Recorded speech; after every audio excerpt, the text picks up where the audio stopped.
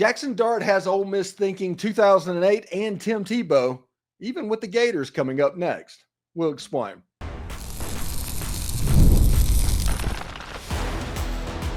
You are Locked On Ole Miss, your daily podcast on the Ole Miss Rebels. Part of the Locked On Podcast Network, your team every day.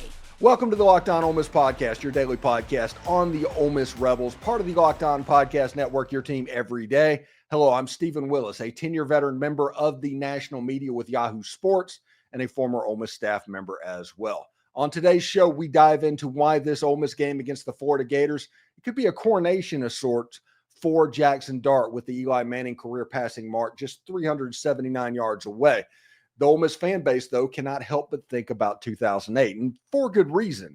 After a tough October loss, Jaxson Dart delivered a post-game speech that kind of echoed Tim Tebow's iconic words from that same year. Tebow's speech drove Florida to a national title, and the way the Ole Miss is playing for Lane Kiffin, it now feels kind of similar to 2008. By the end of the season, Ole Miss was probably the best team in America if you want to look at the Ole Miss team. Could this year's Rebels be heading down that same path? Let's talk about it.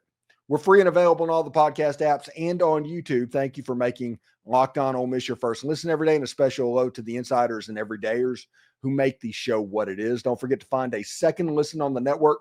Chris Gordy at Locked On SEC or Brandon Olson at Locked On Gators. They offer great perspectives on college football, the SEC, and yes, even Ole Miss. So check them out. You can start the season off with a big return on FanDuel. New customers can place a $5 bet and get started with $150 in bonus bets. If that bet wins, visit FanDuel.com to get started. Great show today. Fantastic show today. We're going to talk about how this season is echoing 2008 to Ole Miss fans. Jaxson Dart and Ole Miss are mirroring the 2008 season with Florida up next. Everybody wants to talk about the Florida Gators, and there's so many coincidences going on, but Ole Miss having to go through Gainesville to get to this point actually is kind of poetic. So this is what you need to watch for. Jaxson Dart's post-LSU moment has a chance to go down in history like Tim Tebow before him. Number two, we need to talk about the Tre Harris puzzle will be a test for Lane Kiffin against Florida. And three, we talk about several other games around the country that people need to pay attention to for Ole Miss fans.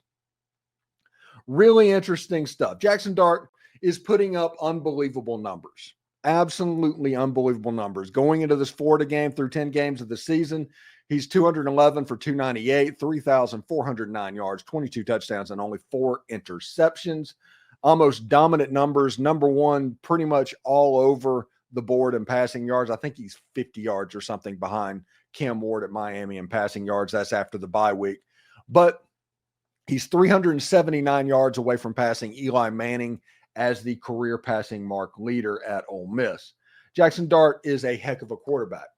He's got all of the numbers. In fact, if Jaxson Dart played at schools that had different logos on their helmets, he would be the runaway Heisman contender right now.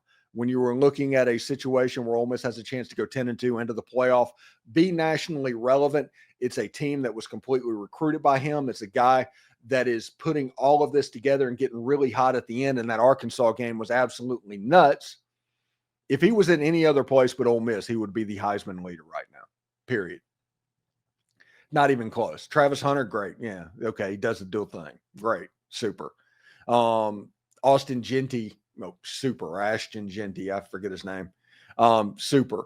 Great running back. Jaxson Dart's better than both of them.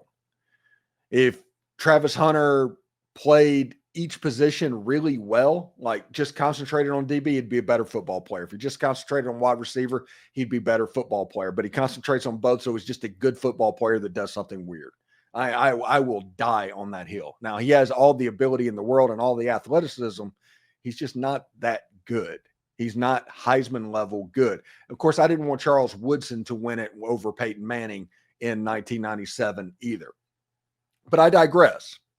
Jaxson Dart would be well in that Heisman discussion if he had another logo on his helmet. But the important thing to remember in this one is we keep talking about 2008. And Ole Miss beat Florida in Gainesville in 2008. It was a game at the end of September. I can remember exactly where I was. They made a stop on 4th down against Tim Tebow on a quarterback power, that signature play that Tebow ran, and that's how Ole Miss was able to get the win. It wasn't just Kentrell Lockett blocking the extra point. It wasn't Shea Hodge taking a pass 85 yards from Jevon Sneed. All of that. It was a weird game, but it all kind of worked out. After the game, though, is the point where both of these teams kind of merge. And Tim Tebow talked about, you'll never find another team that plays harder and all of this. A major leadership moment. You could tell he was affected. Tebow literally cried on camera after that game. It meant so much to him. And everybody made fun of Tim Tebow. And as Ole Miss fans, we always like to take credit for it's like we're the team that made Tebow cry. But we're missing the important. We're not seeing the forest for the trees here. When Ole Miss lost to LSU in mid-October, Jaxson Dart in the postgame had the hood up over his head, all of that. Jokes all over Twitter, because Twitter's a major thing now that Tim Tebow probably didn't have to deal with that much, talking about, hey, we have to win out. And everybody was making jokes about do not let him near the Jedi Temple, keep the younglings away from him. He literally looked like Anakin Skywalker at the end of Revenge of the Sith. Jaxson Dart was distraught. It affected him at a very, very deep level. That's a similarity. The similarity from there was Tim Tebow took that Florida team and they won all the rest of their games and got a BCS national championship. Jaxson Dart has kind of fixed things as well. If you look at how the offense has played over the last 3 weeks, pretty much starting at halftime, but honestly, let's just be real about the Oklahoma game. I am not shocked that they took a little bit of time to gel and get going by halftime. I don't think anything happened at halftime other than the fact that they just it just clicked. It just worked. I think what happened was during the bye week. Their game plan against Oklahoma was absolutely fantastic, and they were better than Oklahoma. Oklahoma played a pretty good game in Oxford. They played as good as they can play. They ended up walking out with an L because of a simple reason. That day, Ole Miss was better than them. Then they went up to Arkansas and broke basically every passing record that they own. Now, that is just obliterated it. It's just the way it was. Then they played Georgia and beat Georgia, the dominant team in college football over the last 5 years or so, by 3 scores. This is a team that a week later against Tennessee outscored Tennessee, who was supposedly a top 10 team, and everybody should talk about how this team is as good as Ole Miss and they deserve more to be in the top 25 or the playoffs than Ole Miss. Georgia outscored them 31-7 over the last 3 quarters. It was a beatdown. That was this 10-point spotting in the first quarter to where Georgia almost let Ole Miss beat them twice. They snapped out of it and just beat the heck out of the Tennessee Vols. So you can see the position that everybody's in. Ole Miss needs to run this table. They'll be fine. But talking about 2008, that Tim Tebow team, I always talked in the offseason about how Jaxson Dart reminded me of Connor Shaw. You've heard me make that comparison multiple times. And then this season happened and all of these coincidences started lining up. And it's like, no, he's Tim Tebow. Now, they play the position differently, kind of. Tim Tebow was more of a running threat and a adequate passer. Jaxson Dart is more of a passing threat, being an adequate runner. But they're both physical. They both play the game a certain way. They both are intense leaders on their team. I think that comparison, even though stylistically they might not look the same, Tim Tebow was the driving force of that Florida team winning the national title in 2008.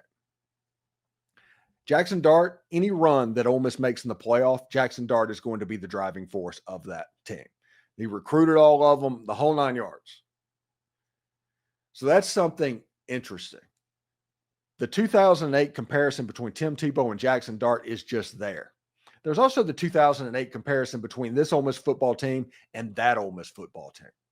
Ole Miss played on the road at Wake Forest, at LSU, at Arkansas, and at Gainesville. Not very often that those things come together. They also played a home game that year against South Carolina and had a horrible loss against the Vanderbilt Commodores that year.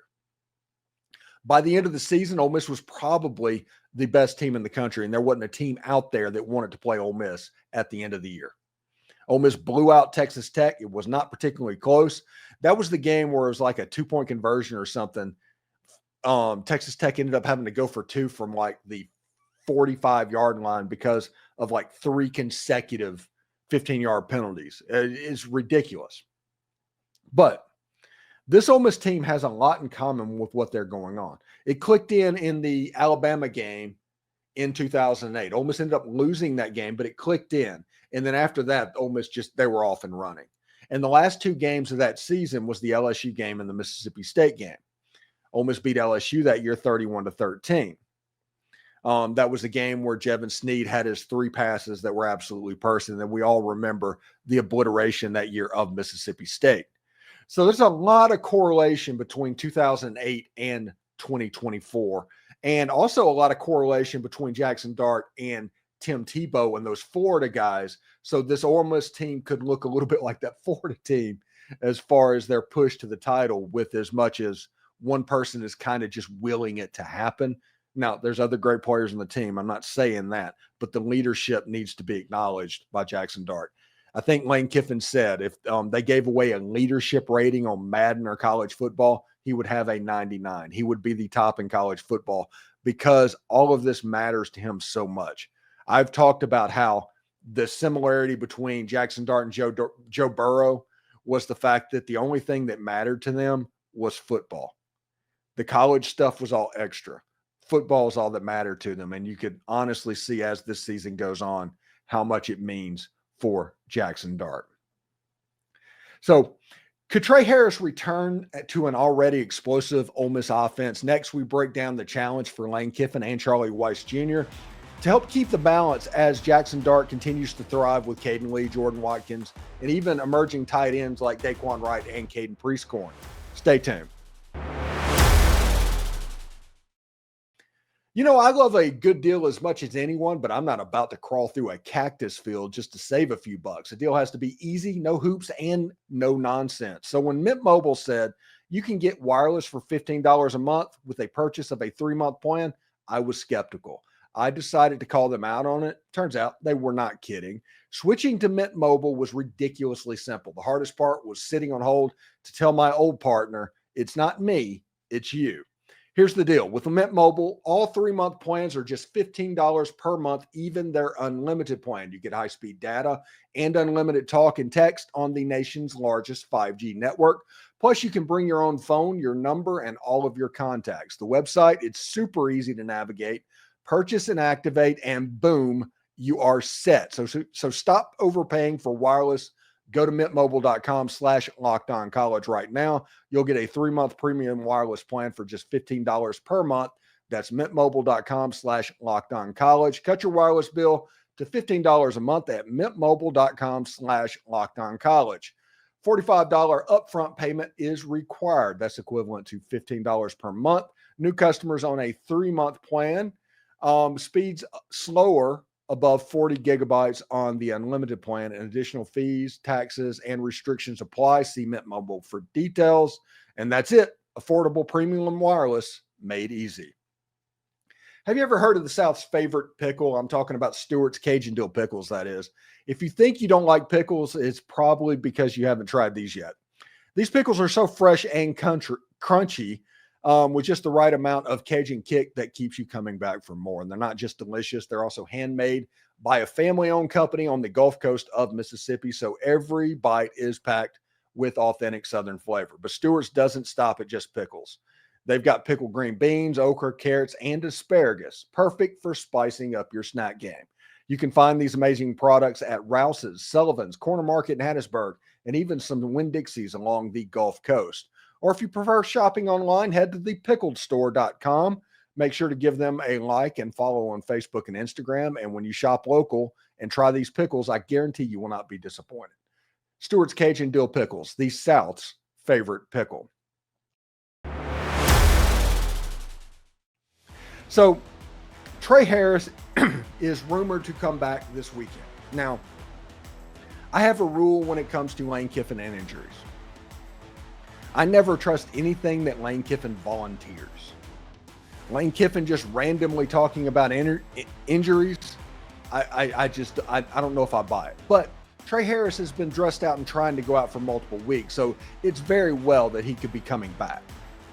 Tre Harris coming back into this offense would be absolutely massive. But the problem that I see potentially is that what has happened on the other side of the coin. Tre Harris right now, 59 catches, 987 yards, 6 touchdowns, and that's with him missing like 3.5 games so far this season. But in his absence, other players have stepped up.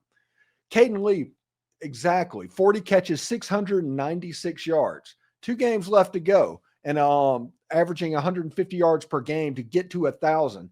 That's absolutely possible that Caden Lee could be a 1,000-yard wide receiver this year. Jordan Watkins has come on. 29 catches, 617 yards, 7 touchdowns. Juice Wells, those guys. The wide receiver room has been very good for Ole Miss. And in Tre Harris's absence, the need of a physical player at the wide receiver position has shown the emergence of Daquan Wright. The tight end transfer out of Virginia Tech has 19 catches, 247 yards, 3 touchdowns, and the old standby is Caden Prieskorn, 18 catches, 300 yards, 2 touchdowns. This Ole Miss team, as it sits in the last 3 weeks, they have been dynamic offensively. They have been what we thought they would be. And Tre Harris was not a part of that. In theory, getting the best wide receiver in the country back, that's a good thing. And that is a good thing. Him coming back at wide receiver is absolutely massive. If Jaxson Dart, Lane Kiffin, and Charlie Weis Jr. do not go back to the offense the way it was before this run. It's a trap. It's a puzzle. Tre Harris needs to come back. He needs 13 yards or something like that for 1,000. He's going to get that on his first catch of the game against Florida, likely. So we'll see how it goes. Florida's defensive backfield has not been overly great this season. They picked off Georgia 3 times, but Georgia gets picked off 3 times a decent amount. They're expendable on the back end of that defense. And if you look at the way that Ole Miss went into Arkansas and the way that Quinn Ewers handled that defense and then didn't handle Arkansas, it at least gives you something that Ole Miss can lean on. So, but the key will be, hey, let's take Tre Harris down from 11 catches a game to 5. That's all we have to do. Just treat Tre Harris the way we've been treating Jordan Watkins or Caden Lee or Daquan Wright, to where the catches are just all balanced. And remember, like I said, balance is not necessarily run pass. I agree with the Mike Leach, rest his soul, theory on this. Balance is getting the number of touches to all of your playmakers. The similar number. If they all have 5 touches, that was a balanced game. So Tre Harris needs to be in a position to help Ole Miss to win a national championship. And a large way that Tre Harris can help Ole Miss is by being the decoy that Ole Miss needs. Now, Ron Roberts is going to remember what the offense was like with Tre Harris before the injury and how Ole Miss ran their offense. So I think they're going to try and double Tre Harris early. It might be a great opportunity to use some of these extra weapons, the Juice Wells and those guys downfield, Caden Lee, the tight end game. If you do that with a Tre Harris out on the outside, there's not a lot you can do defensively with this team. It honestly, they've got a run game. They need to run it just enough to be effective to where it has to be concerned about. And if they can do that, they're going to be all right. This is an excellent pass protecting offensive line. I know it's weird to say that because of all the narratives that have been established over the course of this year. But when Ole Miss runs the offense and doesn't do deep shot after deep shot duck and chucks, if Ole Miss does that, this offensive line is doing exactly what needs to be done. I think that Lane Kiffin and Charlie Weis Jr. is going to incorporate Tre Harris into what they do as opposed to incorporate what they do into Tre Harris. I think that is what Ole Miss fans need to look for, and I think it's going to set up pretty good, honestly, for Ole Miss. So we'll see how that goes. In our final segment, we break down some must-watch games around the country that could shape Ole Miss's path. The Rebels handle business against Florida and their rising star quarterback, DJ Lagway. We'll see how it looks. Stay tuned. Hey, folks, the holiday season is here, and let's be honest, it's not always easy finding the perfect gift, is it? Maybe you're shopping for someone who seems to have everything, or you're tired of giving gifts that end up as clutter. Or if you're like me, you might want to find that special way to stay connected with a loved one that they're far away. Well, the perfect gift idea for you is here. The Skylight Frame is a touchscreen digital photo frame that your whole family will absolutely love. Here's why it's amazing. It's super easy to use. Setup takes less than 60 seconds. Just plug it in, connect to Wi-Fi, and boom, you are ready to go. Seamless sharing. You can send those photos straight to the frame using the Skylight mobile app or even email them. So it's so simple. Even your not so tech savvy relatives can join in on the fun. It's beautifully designed. Choose from different frame styles to match any room. With HD resolution, your photos are going to look absolutely stunning. And gift mode makes it extra special. You can preload it with a cherished memory before getting it. So when they open it, they see all the sentimental photos already there. Here's the best part. As a special limited time offer for our listeners, you can get $20 off your purchase at Skylight Frame. Just go to skylightframe.com/college. That's SKYLIGHTFRAME. It's all one word, .com/college. Don't wait. Head to skylightframes.com/college and get $20 off today. Stay connected and make this holiday season unforgettable. Get ready to tackle the NFL action with FanDuel. It's America's #1 sports book, because right now new customers can bet $5 and get $150 in bonus bets if that bet wins.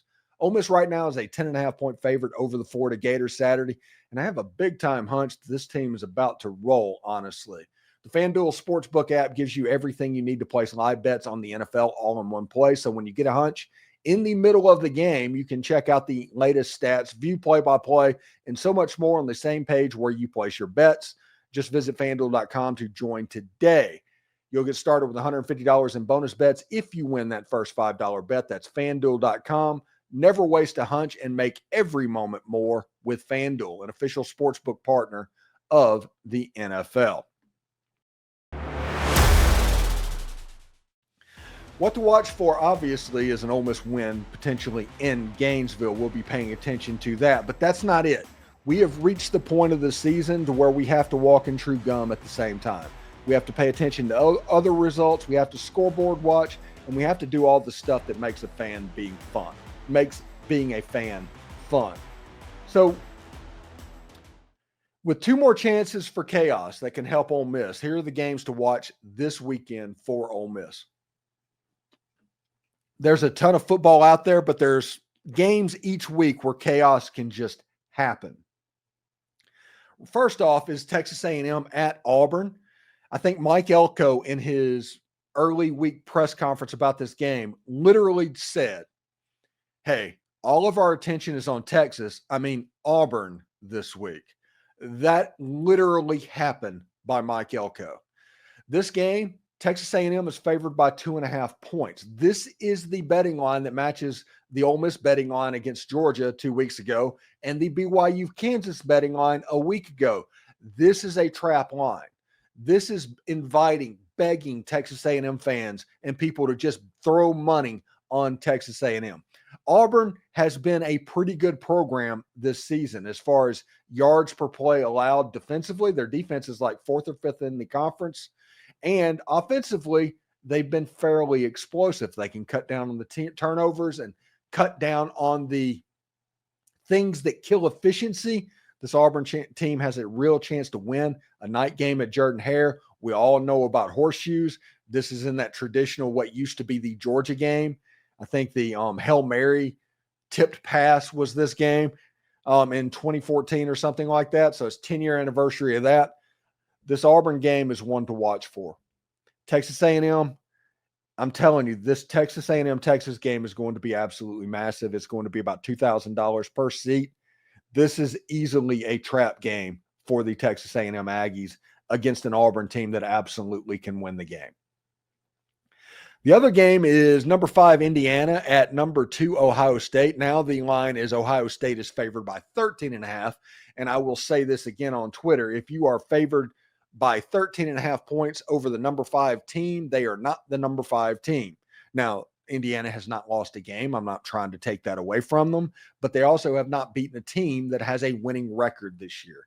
So this will be the first time that they step up. Anything over probably 2 touchdowns in this game, everybody is going to be clamoring for Indiana to drop completely out of the poll, at least to the not hosting realm, to where they're the number 11 seed or something like that. That is something to pay attention to. And Indiana and Ohio State, the winner of this game is likely going to take on the Oregon Ducks, who have the Washington Huskies in their rivalry game. This game is going to be big for Ole Miss because of that seeding. What are they going to do with Indiana? Is Indiana, if they lose to Ohio State, dropping below Ole Miss?